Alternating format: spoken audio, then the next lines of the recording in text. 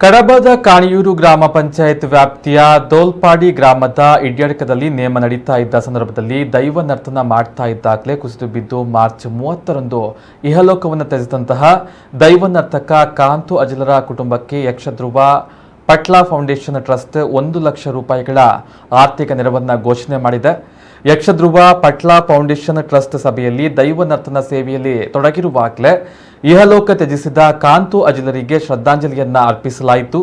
ದೈವಾರಾಧನೆಯ ಕುರಿತು ಅಪಾರ ಜ್ಞಾನವನ್ನ ಹೊಂದಿದ್ದಂತಹ ಕಾಂತು ಅಜಲರು ಹಲವರಿಗೆ ಸಂಶೋಧನೆ ಕುರಿತು ಮಾಹಿತಿ ನೀಡ್ತಾ ಇದ್ರು.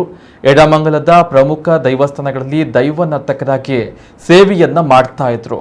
ಅವರು 45 ವರ್ಷಗಳಿಂದ ದೈವ ನರ್ತಕರಾಗಿ ಕೂಡುಕಟ್ಟಿಗೆ ಸಂಬಂಧಪಟ್ಟಂತೆ ದೈವದ ಆರಾಧಕರಾಗಿ ಗ್ರಾಮ ದೈವಗಳ ಪರಿಚಾರಕರಾಗಿ ಸೇವೆಯನ್ನ ಸಲ್ಲಿಸ್ತಾ ಇದ್ರು.